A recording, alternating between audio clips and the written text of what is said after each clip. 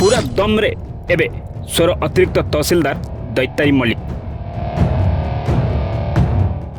माफियाराज दमन करने प्रयास रे रहिछंती दैतारी मल्लिक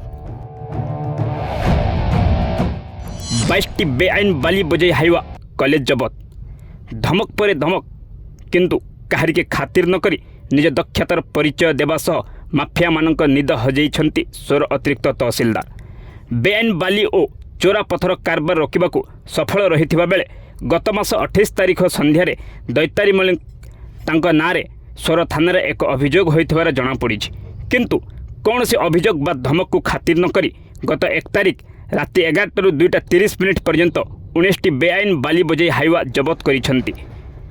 सूचनायोग्य जे जिला प्रशासन निर्देश क्रमे खनि अधिकारिणी संतोषिनी सेठी और सोर अतिरिक्त तहसीलदार दैतारी मल्लिक सोर पुलिस सहायता रे सोर थाना 16 नंबर जातीय राजपथ रे 19टी बाली बजै हाइवा जबत करिछंती।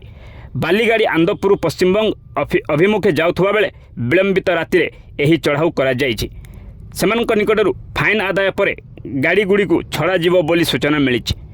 गाड़ी पिछा पाखापाखि 4 लाख टंका फाइन आदाय करने सह सोर थाना 8 जन ड्राइवरों को अटक रखा जाइछि बोली खनि अधिकारिणी संतोषिनी प्रकाश करिछंती। माफिया उपद्रव बढ़ी चली किंतु अन्यपटे एक बड़ सफलता देखा मिली।